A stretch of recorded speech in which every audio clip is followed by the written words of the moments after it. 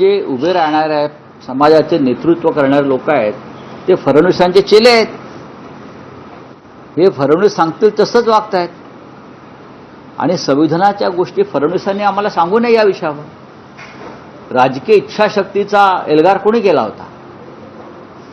संविधानाच्या चौकटीत बसायला पाहिजे हे बरोबर आहे आणि संविधान बदलण्याचं काम सातत्यानं आताही बदललं ना. संविधान आमदार खासदार मुख्यमंत्र्यांना अटक करण्यासाठी हे तुम्ही त्यासाठी संविधान बदलू शकता.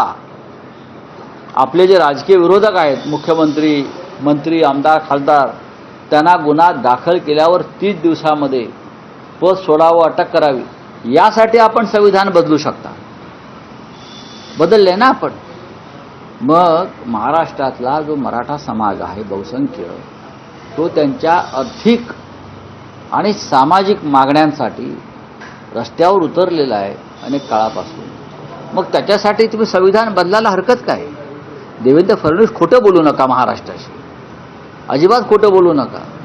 आता तुम्ही संविधानाच्या गोष्टी करताय, कालपर्यंत तुम्ही राजकीय इच्छाशक्तीच्या गोष्टी करत होता. मग राजकीय इच्छाशक्ती की संविधान हे अगदी ठरवा आणि तसं असेल तर उद्धव ठाकरे यांची माफी मागा. महाविकास आघाडी सरकारची माफी मागा, कारण तुम्ही त्या सरकारला राजकीय इच्छाशक्तीची आठवण करून दिली. ती तुमच्याकडे नाही राजकीय इच्छाशक्ती, तुम्ही शेपूट घातलेला आहे. तुमचं सरकार गांडू आहे. मी कालही म्हणालो, आज हे सांगतोय, राज्याच्या मुख्यमंत्र्यांनी एकतर सगळ्या महाराष्ट्रातल्या प्रमुख विरोधी पक्षनेत्यांशी यावर चर्चा केली पाहिजे.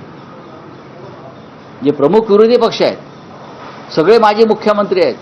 हा अहंकार बाजूला ठेवा.